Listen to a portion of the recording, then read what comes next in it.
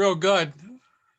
A pleasure to be here, and really like to start by acknowledging the importance of what the Center for Practice Transformation does in providing these things. It's a unique service, and as a presenter, it's a wonderful feeling that you can reach that many people all at once. So again, really appreciate the opportunity to do this, but also appreciate the existence of this whole program and the ongoing programs they provide. Usually before I do a presentation, I check the newspaper. It's mostly in the States, some pretty bad news these days. So I went looking to find something of interest. And one item I found that was interesting was a story, apparently a ship went down and 3 people ended up on a lifeboat together. And this is a story being told by one of them. They were heading towards an island, I guess about a mile off that they could see. And in the boat was a social worker and a priest and an attorney. And they decided, unfortunately, that the boat was taking on water. It wasn't going to get all 3 of them to the island, but maybe if one person swam, it would make it. So they all agreed to that, decided to compare their swimming skills, and it turned out they all were about the same level, which wasn't real good. And so the lawyer said, look, we just got to draw straws. So they drew straws. The lawyer got the short straw. She started stripping down, preparing for this long swim. And suddenly the priest looked over and noticed there were dorsal fins. There were sharks all around this little life raft. And the lawyer kind of gulped and said, I guess better 1 than 3. And she dove in and began swimming. And the sharks pulled back and they formed a corridor right to the land. And the priest said, heaven be praised, God's intervened. It's a miracle. And the social worker said, miracle, my eye, that's professional courtesy. One of the challenges in dealing with ethical and boundary issues is it's very easy to be distracted by worrying about legal things. And I want to try to focus away from those things today because that's not the most important thing that we need to pay attention to.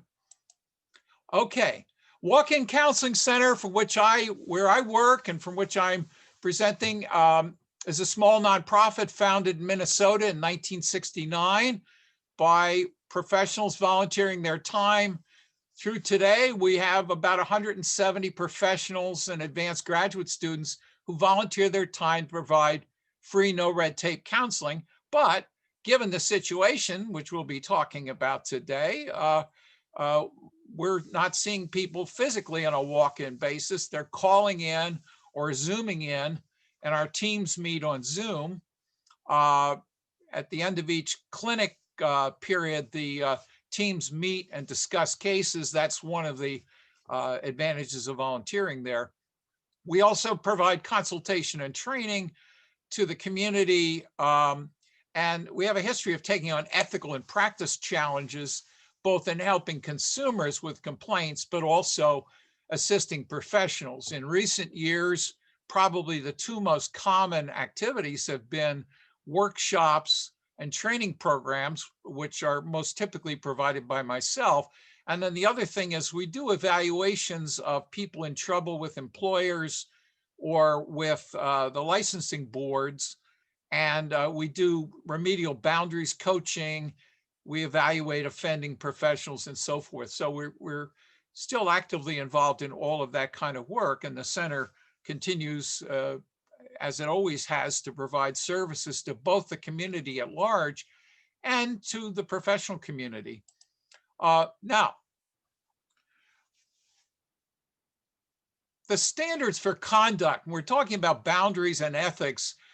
The first thing you got to think about is organizational rules and policies. Wherever you work, those policies and rules are the most important guideposts. And I can't tell you how many times someone calls me for advice or information, and it turns out that they haven't looked at their own policies, and that's a real key thing. Then you have professional ethics codes, NASW, or any professional organization.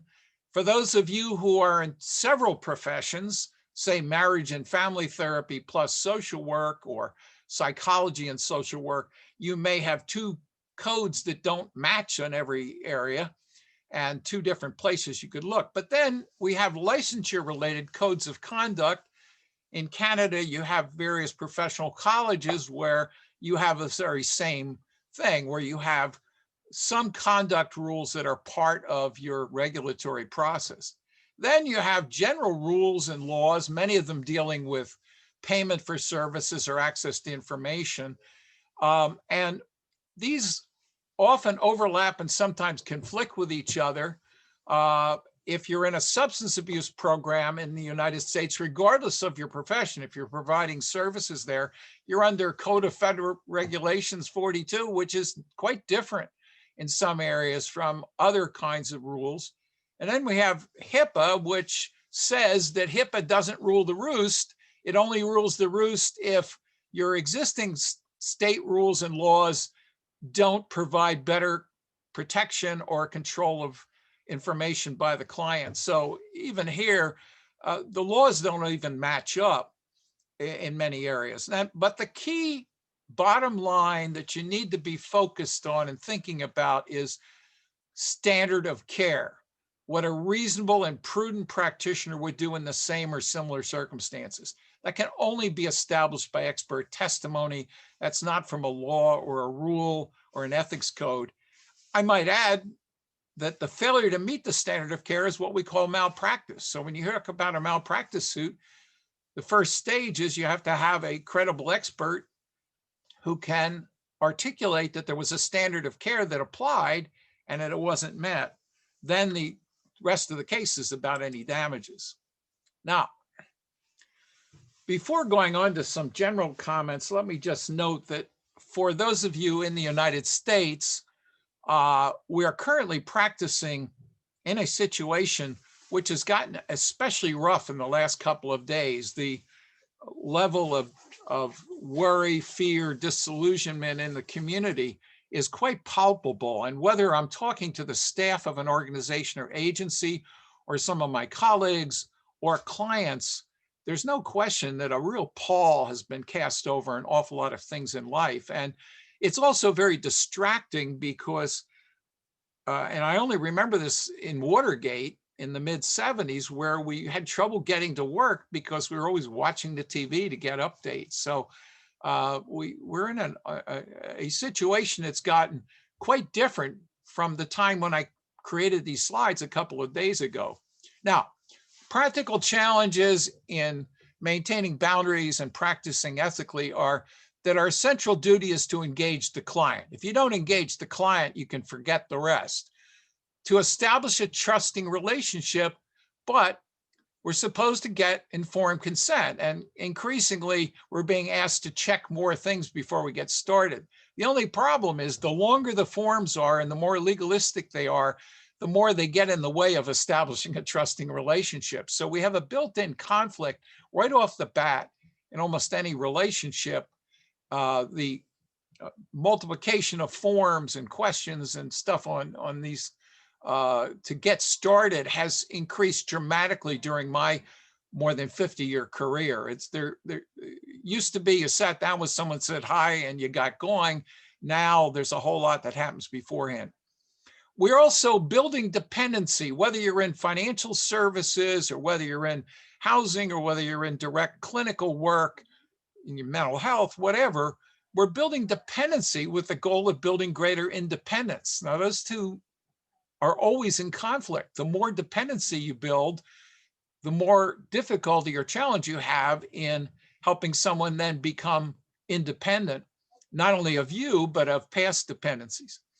And in the United States, the healthcare marketplace governs a lot of what happens. We're, as I'm sure you all know, we're the only developed nation that does not have a health plan and a health system. We have a marketplace which causes all kinds of impacts on service delivery. Last but not least, dealing with economics and societal pressures is always a part of any kind of professional work, and it gets impacted by our professional duties versus some of the realities of life for our clients. Now, in our current context, some things that have changed and things that are challenging. With the pandemic, pretty much no matter where you are in the world, the likelihood is that services are remote rather than face-to-face, with the exception of some substance abuse related services. I know in Minnesota, for example, virtually everything is being done remotely. And the question remains is, when will face-to-face be possible? And once it is, if there's an option, how to decide which service to provide.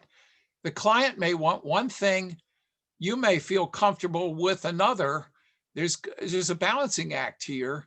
And the other question is going to be whether or not there's a difference in terms of outcomes or what you think can be done remotely versus face-to-face. Certain clients you may feel really need to be seen face-to-face.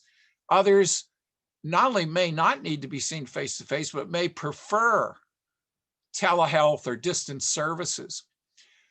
We are also facing economic insecurity. A major recession is underway in the United States and in most parts of the world. So all of a sudden we have financial pressures that are broader and deeper, and some of which don't have an easy end in sight. There are tons of pandemic-related ethical challenges, of which we're going to deal with some, but some of them have to do with the issue of differences between family members as to safety, differences on a vaccine and whether you trust it, that may not be the same for everybody in the household. We also have people thrust together, living together more frequently, and we have people who are not getting out of the house. We know that family violence is on the increase. There's a variety of things that are on the increase at this point. And last but not least, the impact of Black Lives Movement in the United States and or other such movements elsewhere has led to more distrust of the police, certainly in certain communities. And that has complicated the situation where you're using the police for a wellness check or something. That may not be quite as simple in some circumstances. That's really changed. Oh, so somebody asked about the punchline of the shark joke, and the punchline was that the priest had said, "Heaven be praised," and the social worker said that's professional courtesy, that the sharks have pulled back to allow their fellow shark to swim to shore. That's the punchline. Now, the ethical framework I use focuses on 5 factors, and these factors may play a role in any given case, and looking at each factor may not give you the same answer to an ethical dilemma. First of all, beneficence. Obviously, anything we choose to do should have a potential to help, and the option that is believed to be the best help, or which will help the most, gets points. The other thing is we want to avoid or limit harm. Anything you do that can help can hurt. It's not just medications that have side effects. Having someone talk about past traumas, having someone spend time focusing on them, in fact, has risks associated. People put things out of their mind for good reason. So avoiding or limiting harm is always key. So we want to help maximally. We want to do our best to avoid harm or limit harm. Then autonomy, the client's input and role in decision-making. That does not appear in any ethics code prior to World War II. Fundamentally, the only viewpoint that was considered important prior to that was the judgment of the professional. The client came into being because of, as you might imagine, the Nazi doctors was a big part of it. But what you may not know, in the second trial of Nazi doctors, the Nazi doctors were acquitted because the defense they used is you're doing some of the same stuff as we were, and you're in fact doing all kinds of things without people's consent. Supposedly, experimentation on American service personnel has stopped, but doing that without their knowledge or permission was a long-standing practice to try out all sorts of things. Fourth principle, or fidelity, is to what degree is it consistent with what was promised or what your role is. Here's a classic example of how fidelity, though, does not rule the roost. Good upper Midwest ethical dilemma. You're seeing a client at 4 o'clock one day. You end the session and you find out that a blizzard has started. And in fact, both you and the client are pretty worried about getting home safely. And neither of you has a heavy coat on because the blizzard was not expected. It was supposed to be a dusting of snow. There is an agency rule, by the way, about not transporting clients. You get into your car, you start driving, and you get to an intersection, and there at a bus stop is your client shivering, waiting for a bus that may not come as the snow gets worse and worse. Fidelity says you're not supposed to give them a lift. That's the rules of the agency. That's not within your role. You're going to give them a lift or not? Well, there are obviously other reasons that you might choose to ignore what the rules are at that point.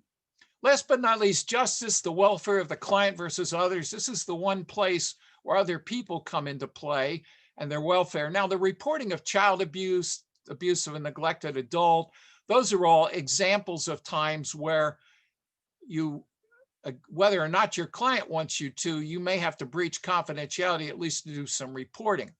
It also has to do with the duty to warn or protect, which we'll talk about later, where you're preventing violence to a third party.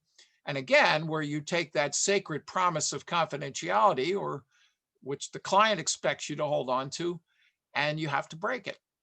The last piece of that, though, is having a basis to proportion services. And that means that there's a reasonable and fair way in which you decide who gets services and who doesn't, that you apply these things in a reasonable and thoughtful basis. And I would just give as an example of a challenge of this thing was something I learned as an intern at a major medical center, where we learned that we were giving a brief intelligence test called the Shipley-Hartford, that was among the things that doctors were consulting to decide whether or not somebody got kidney dialysis. In the 1960s, there were not enough machines, and that meant some people died who would live if they could gain access. Now, obviously, we already have this kind of thing occurring in some areas of the United States where, in fact, they are triaging that way. But the question is, what's the basis to decide who lives and dies? We were appalled that a 10-minute intelligence test was playing a role, and asked, did they have any evidence that higher measures on the Shipley-Hartford meant anything that had to do with health or safety or future? And they had to acknowledge that there was no connection, but it seemed to them reasonable to keep the smarter people alive. Well, all I could think of is, if any member of my family starts having kidney symptoms, I'm going to sit up with them at night and I'm going to violate a code of ethics. I'm going to show them the Shipley-Hartford and make sure they know all the items. But that's a good example of where justice comes into play. If you have a developing country, you may have great difficulty in accessing service, or if you have a country like the United States under siege of the pandemic, this is already occurring as an issue. Now, ethical decision-making is not about what's ethical or unethical, but it's the comparison of the options you have and the likely consequence of each option. So first you have to identify what the options are. Sometimes it's just to do or not do something. That may be the only options, but consultation with others, I have found, is often a shocker, because when I call a colleague for input, I'm saying, I'm trying to decide between option A and option B. And they say, why would you even consider either of those? And they give me option C, which I never thought of, which is better than the two I'm comparing. You then analyze the options based on how various ethical principles are carried out by doing each. You do need to remember to document that consultation was gotten, fairly important in any decision-making. Document, you don't have to document what you learned, but you should document the fact that you got consultation. Now, In terms of a decision chart for options, let's take a case of reporting neglect or abuse in the home. There are neglect or abuse reporting requirements pretty much everywhere in the world, and breaking confidentiality is allowed and or required. The issue is not whether you're going to do that. Let's say you've already decided it's a reporting situation. What nobody's rules or laws tell you is how to do it. For example, among the options would be, you're going to report a mother. Do you tell her before you do it? Do you report with her on the phone? Do you tell the mother after you did it? Or do you not say anything or explain only if something comes of it? And as you can see, there are quite a few options actually as to how you do it. And the issues which may be relevant could be whether this option impacts on the trust in your relationship, remembering that the safety of the child probably depends more on your working relationship than what child protection is going to do.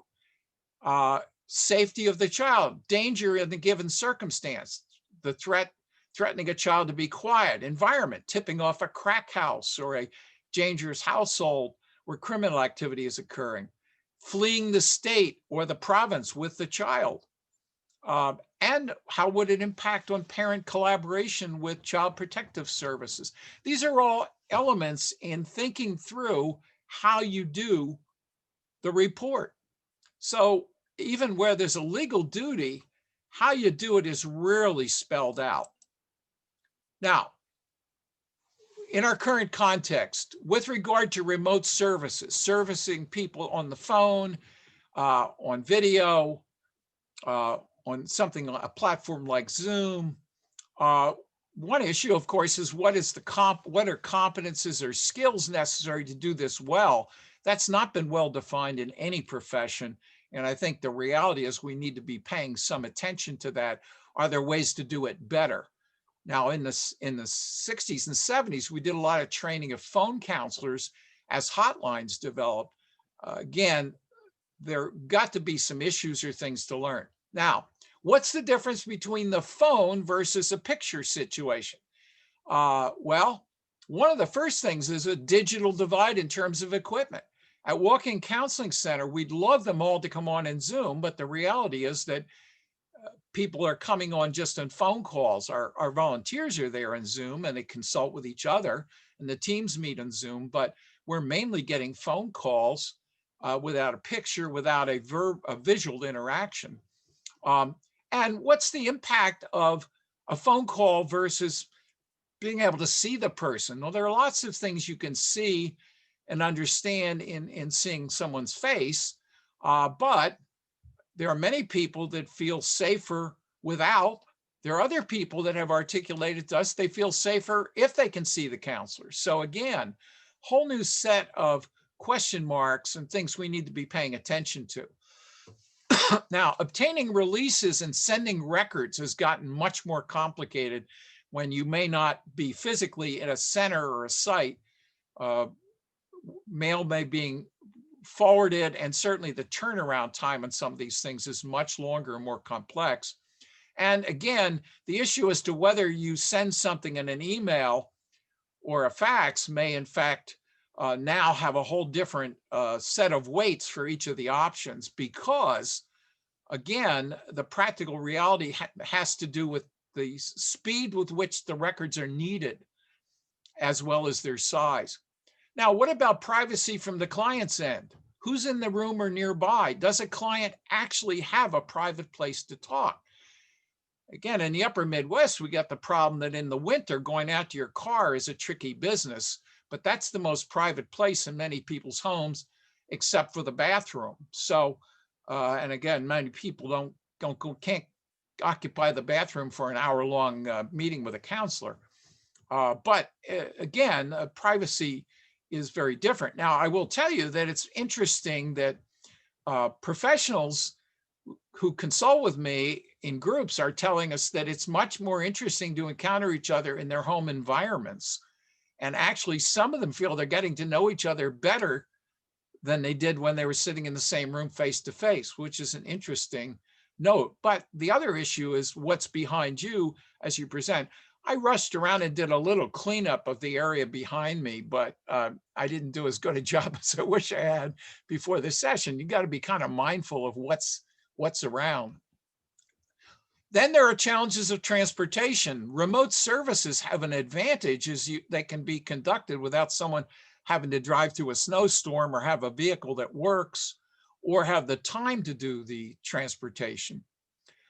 One of the things, however, that's come with remote services is, I think, the risk of excessive texting and excessive internet interaction in a written form has risen quite a bit. And I would just end that note by noting that the most common thing I see in complaints against professionals is a whole pile of texts. In fact, when lawyers call me and say, what does it cost to get you involved? I say, how many texts and how many emails? They said, we haven't told you what the case is about yet. I said, I was still asking the question. You asked the money question. I'm going to have to read all those damn things. How do you have a box? You want to give me the dimensions of the box? But I think that that's a reality, and we'll get back to that a little bit later in terms of the remote service situation, our current context. Now, what about services for clients out of state, province, and country?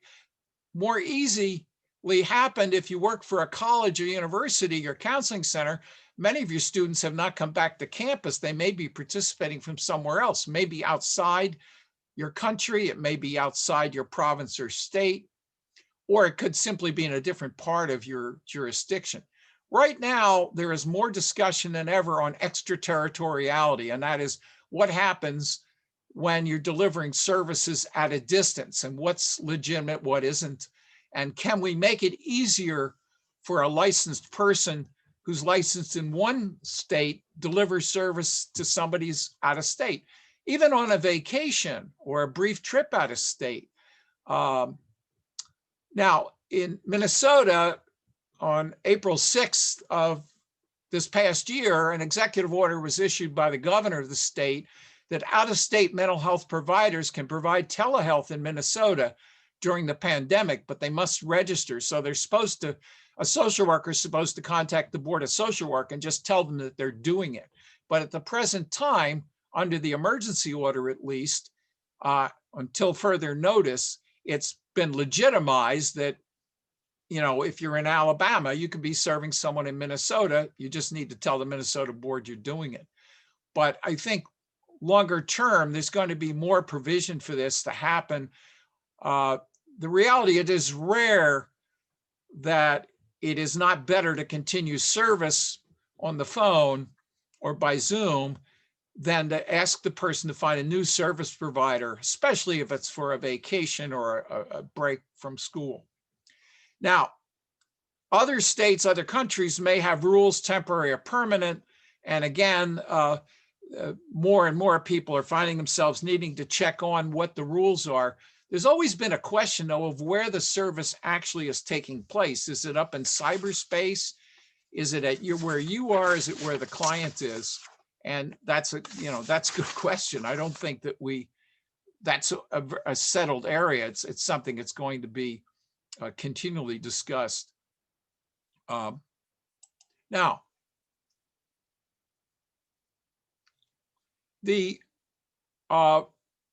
in terms of people who are in state but living out of town where you're servicing or practicing, or you have some of the same problems as out of state, knowledge of what the crisis services are, local supports, and so forth, you may not have as much knowledge of where you can go for extra help or send the client.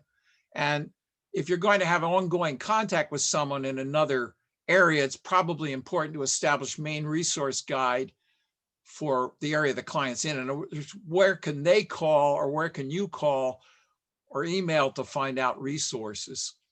Now, the reporting duties are yours wherever you're practicing. So whatever your duties are, if you're in Minnesota and you're serving someone out of state, you nonetheless, in terms of mandated reports and stuff, are typically going to be following your own rules. And if you're out of town, and a client who's in town calls you, again, if you're licensed in Minnesota, you would be following Minnesota rules. Somebody asked the question, will the slides be available after training? And the answer is yes. Now, some substance abuse programs locally here and in many parts of the United States, at least, are still doing face-to-face practice. That's been helpful to me because when I'm evaluating, I had a social worker sent to me for evaluation. I need to do some testing, and we're not open for that. But I sent them to a substance abuse program to which I consult, which very graciously did all the work. And in this state and in most states and provinces, the issue is going to be the same. It's a safety plan. Reopening is going to involve what are the rules on social distancing, probably will involve some evaluation of the ventilation situation, disinfecting, and eventually probably some testing. So it's clear that we're entering a domain where whether you've got a small office in your home or you're part of a major institution, you're going to have to be thinking about factors that you never thought about before, like ventilation and distancing. Some of the facilities to which I consult were very lucky to have oversized rooms where they now been able to, for a group meeting, move the chairs 6 feet apart and still hold a group.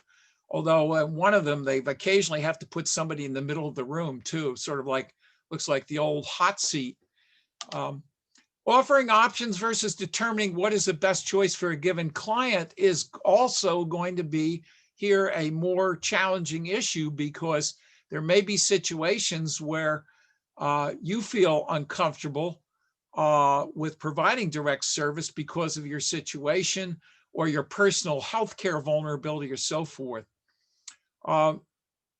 So again, we're going to be balancing our own needs for health and concerns about ourselves and or our own family issues. We have now some terrible struggles occurring in families of first responders, where people are very worried that somebody's going to bring something home. Support groups now are mostly virtual, it appears. So a lot of the self-help groups have switched to virtual type groups, and some of them seem to be running quite well. Now, pandemic-related issues, increase in family tension, I'd referenced earlier, problems with living arrangements. We've also had situations where a family member who's a first responder has been asked to find different living arrangements in a happy family, but one where there's just a fear about something being brought home. Perhaps another family member is high risk medically. And there's great difficulty in visiting family and friends. Obviously, family supports have been stretched, and some families are better able to figure ways through that than others. Obviously, there are challenges to support groups in that you don't have the face-to-face. But the struggle over precautions and safety issues is a real challenge. And let me give you a case example of an ethical dilemma. A counselor was working with an adolescent, still technically, it was late adolescent, 17 years old, less than a year from being an adult, but that means that the parents have access to the records if they ask, except in a substance abuse program. And it also means that there's a greater sense of the possibility that you need to consult with the parents under certain circumstances. What happens when you know that the adolescent is lying to the parents about what they do when they leave the house? They're actually going out and using drugs with friends, sharing pipes, and doing all kinds of dangerous things. If you're talking about the ability to acquire the virus, parents have absolutely no idea that's going on, and are actually, where there are members of the household that are high risk, where did they become ill? How does this change your duty in terms of the privacy or the degree to which you're going to need to be more aggressive with the young person you're working with? It's certainly a heightened area of concern and challenge. Now, the Black Lives Matter and similar social justice movements, as an increasing an awareness of racial issues and greater likelihood they will arrive in any counseling situation. There are certainly questions being asked and people being challenged in a fashion that they've not been challenged before, where people were more alert and more aware, and also more willing and able to speak up and say, this has been concerning me. How do you feel about it? Where are you at? Now, there's also a greater awareness and sensitivity to items posted on social media. We got people posting things years ago in a high school thing or so forth that come up. And right now, things can go viral very easily. So again, people that make incautious jokes or are careless in their mode of expression now may find themselves really struggling to have credibility with certain clients, or maybe with all clients. There's a political polarization that's occurred that's beyond any racial thing, certainly as we saw in the takeover of the buildings, a great range of things. You had anti-Semites, you had all kinds of people against all kinds of stuff, very visible, and a great deal of tension developing around it. Now, using the police for wellness checks or transportation to a hospital has gotten to be a much more complicated discussion, especially in certain communities. If you have communities where there've been bad relationships or terrible events that have occurred, it may totally change the valence of that decision making. It may simply be something where you decide not to do it simply because the risk of doing it is great, and you just do not want to inflame the situation. So it's going to change the valence as you compare options. Last but not least, there are health differences and differences in vulnerabilities, as you know, related to culture, race, and a variety of other things. And again, these are becoming more obvious and also more troublesome, and also things you need to be thinking about as people struggle with their decision making and come to you for assistance in doing so. Now, let's take an example of applying some ethical principles to a otherwise issue that's bound by law and case law. If you warn the police or an intended victim of violence, beneficence, well, it's not good for the client to hurt somebody else or commit a crime. That's a positive to intervene. Non-maleficence, however, it could damage your relationship with them. In fact, the original Tarasov case probably took place. Tatiana Tarasov is probably dead because the therapist actually did call the police. And once the police got involved, the guy dropped out of counseling. The killing of Tatiana Tarasov in that famous case occurred many, many months later.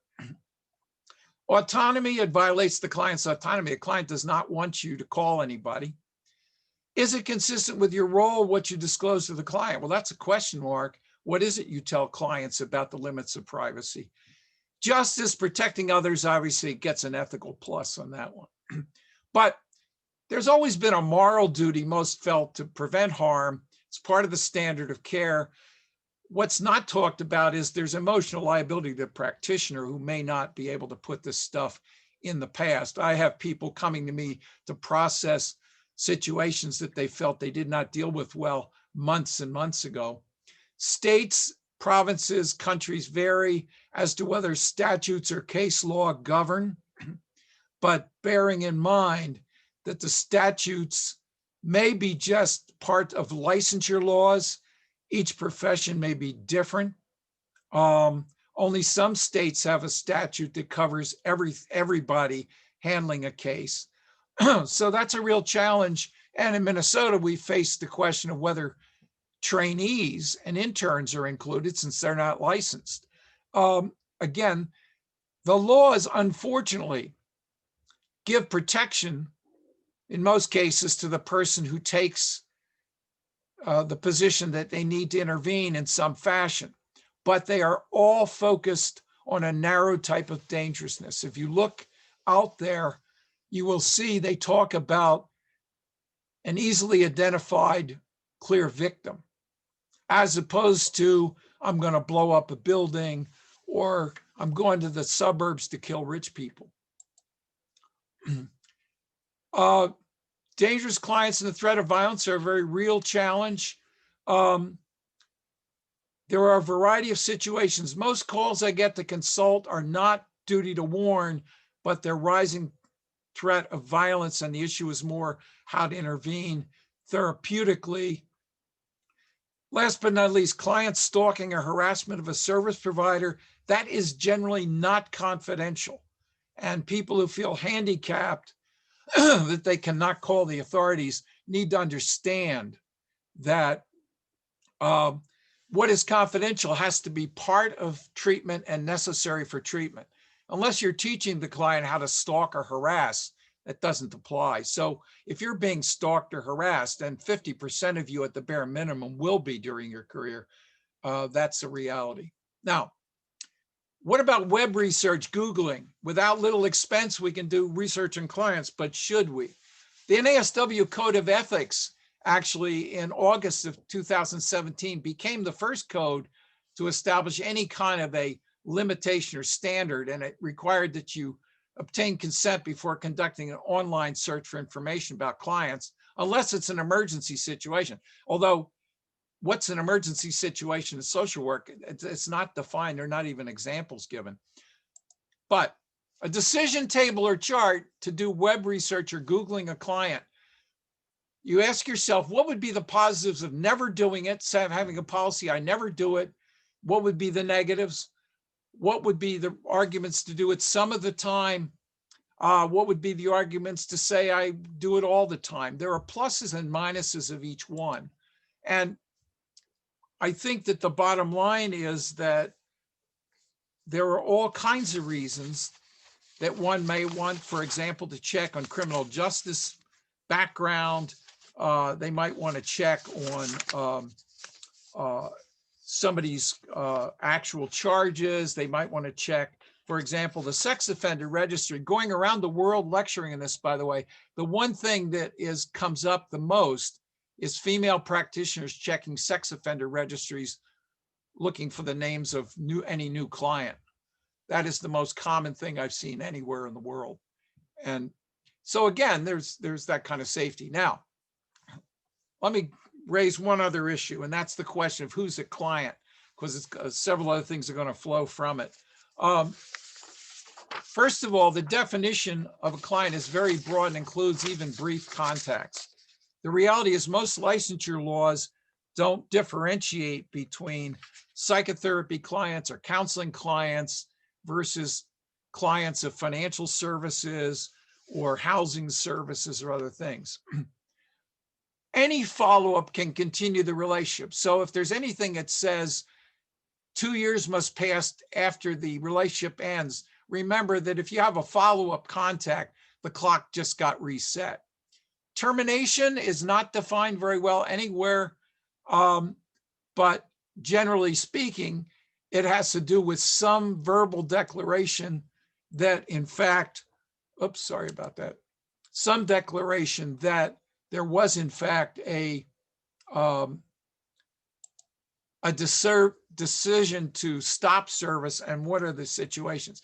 But I want to caution all of you, an ethical duty is to limit care. And if you truly believe what you're doing is not helping or is hurting, it's your ethical duty to terminate. That's the same as it's your ethical duty to decide who to help and who not to help. Relationships with former clients and patients is a whole different area of complexity. I would just note that the standards are predominantly relate to having sex with a former client. They don't tend to focus on much else. And that's unfortunate because there are a great many issues as to when a client is a former client, what kind of connection. Now, what about this whole thing of internet posts? We don't have empirical evidence or predictions based on posts. Preliminary data suggests that posts in general do not predict anything. In general, it provides a basis for discussion, inquiry, and a session, not a report. Someone can talk violence on the internet and not commit it. Someone can talk love and peace and commit violence. So Right now, the bottom line is not just looking backwards, but the bottom line is if you see something that worries you, talk to the client about it. If somebody calls you and said, I just discovered on my kid's Facebook page, he wrote the following, it's a basis for talk, not reporting. I would recommend to everybody Susan Claybold's book, A Mother's Reckoning. She is the mother of Dylan, one of the Columbine shooters. She spent the next years probing what the heck happened and why the family didn't see anything like this coming. As a teaser, I would tell you that the week before Columbine, her son Dylan had, in fact, been gone to a senior prom after she pushed him to get a date, came back and said he had a great time, thanked her for doing it. And she writes in her diary, and he even danced. And the second thing was his father sitting next to him with arm around the shoulder, gleefully talking about where he would place the furniture on a plot of his dorm room. He had gotten into the college of his first choice, Arizona State. That's days before Columbine. So it's a fascinating book, a very courageous book. I had trouble putting it down. Now, remember, we have a dual or multiple relationship principle in professional work, where having a dual relationship, meaning having a personal and a professional relationship, is problematic, but only if there's a risk of exploitation or harm to the client. Dual relationships or multiple relationships are unavoidable in small towns, small ethnic groups, religious groups. I could list again and again and again all the places where all relationships with clients are essentially multiple. The likelihood that you have some other contact with a client is extremely great. Your job is just to provide and be aware of and be responsible for culturally sensitive boundaries. Now, this becomes an issue because when people text instead of phone calls, it's an abbreviated type of message, but it's very easy to go back and forth. It may be the only quick way to reach some people. It's ideal to make, cancel, or change appointments. But the risk is ongoing conversation, and one that is not only recorded, but for which a printed record can be made. Sometimes that little social banter back and forth looks real bad when you print it out and don't have a context. So I cannot emphasize enough the importance of being mindful of limiting text discussions. Now, I understand there are people that do therapy that way and so forth. I'm not challenging that. I'm saying if you do work that way, that's one thing, but just be aware of the risks. Now, cell phones, a potential treasure trove of tools. You can record and share a clip. You can make an instructional clip. Client can even film a demonstration done in the office, but all of this stuff, of course, much more easily done face-to-face. The challenge of creating an app or a tool like that are the client puts it on a cell phone, loans their cell phone. There are always risks to client confidentiality, period. It's a challenge. There's a challenge, and at the very least, you need to remind the client that they loan these things out or give access, that whoever looks at them may well stumble upon that little thing. Client's ability to use an app, do they have enough memory and hardware? The sharing of cell phones, clients buying into an app, cultural issues, their technical literacy, the quality of the manual that goes with an app when you're advising or recommending the use of an app, most of which are fairly inexpensive. What do you know about outcome or risks? Cyberguide.org is a key resource in this, but there are hundreds of apps being created every single day, and yet there's little doubt that they're increasingly being used in the provision of service. Now, networking for support has gotten a little bit tricky. We have blogs that people can join that can help them get support on the internet. They provide social support, ways to cope, self-expression, but there's a risk of personal exposure, questions about identity. Is somebody play acting that they're got anorexia, for example, and actually they're a predator looking for a contact? Go to Wikipedia and look up pro-ana blogs. These are aimed at anorexia. It has a nice discussion of the pros and cons. Among the cons, by the way, are the creation of an identity as an anorexic rather than a person struggling with anorexia. And those are the kinds of things that really are problematic. Sorry about that. I jumped ahead here. Pro-Mia blogs are bulimia related. These things are dangerous and hazardous. They also may be helpful. Clients may come in and ask you about it, or you may give them a generic question of, are there any of these you're looking at? I would just caution you that these things can turn evil fairly easily.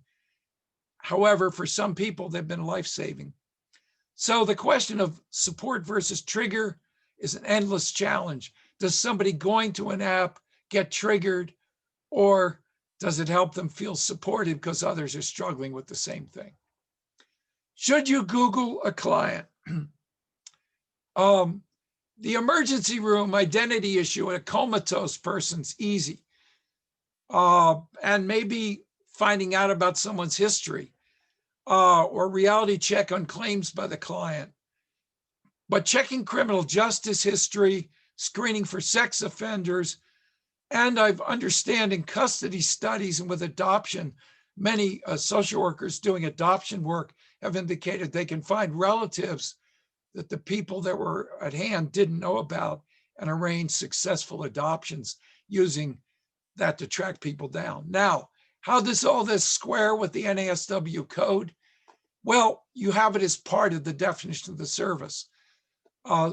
If you serve criminal justice offenders, as a basic rule, you may well already have as part of your consent that you get to do a background check.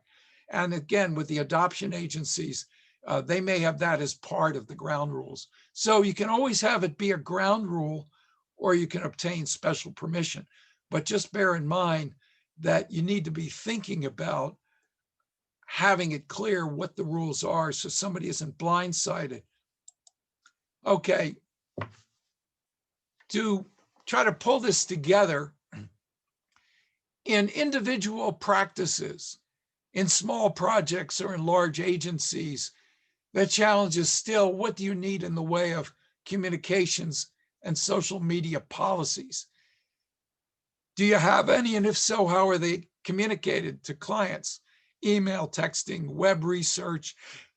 What are your rules on that? What is it that you do or expect any staff do, or that your students or trainees do? What interaction on the internet is legitimate, what isn't? This has to do with the rules you set for yourself and your staff, or that are part of your agreements with your clients. In effect, these are the rules of the road.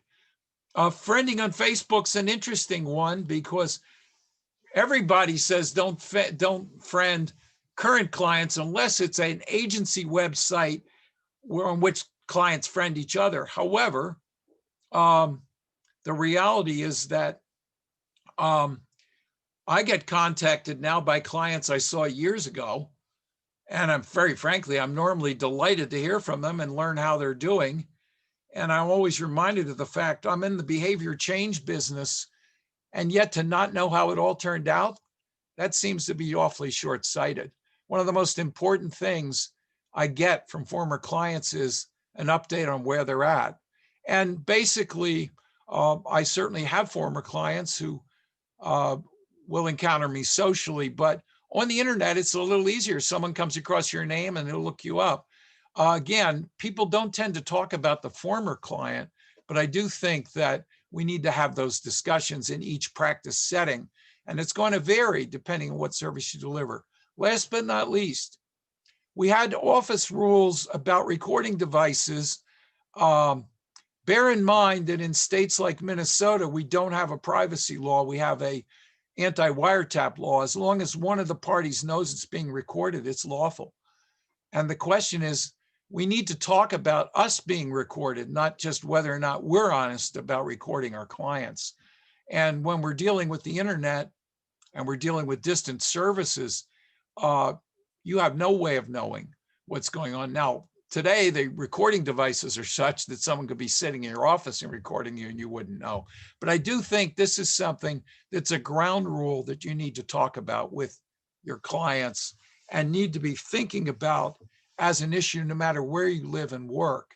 In any spot, this ought to be defined. Whether or not you can, as in Minnesota, get away with it. Just bear in mind, it could be you that shows up on a clip on YouTube one night that you didn't know was being made, which shows you saying one thing for 2 minutes as part of a session, which is taken out of context. Very easy to do right now. But having said all that, I appreciate people's participation. I hope everybody fills out the questionnaire. I hope everybody gives feedback. I am going to be staying on and be available for any and all discussion that people want to do. And I'm certainly available, as the second slide has my email address, as well as the walk-in counseling is just walkin.org. But I'm glad to also answer emails and attempt to discuss any of these issues further. But again, it's been a pleasure meeting with you all. Well, thank you, Gary. It's been a pleasure to have you. On behalf of the Center for Practice Transformation, we'd like to thank you all for joining us on this first Friday of the new year. And we'd like to extend an extra special thanks to our presenter, Gary Schoner, today, who will be sticking around a little bit. Thank you, Gary. Been a pleasure.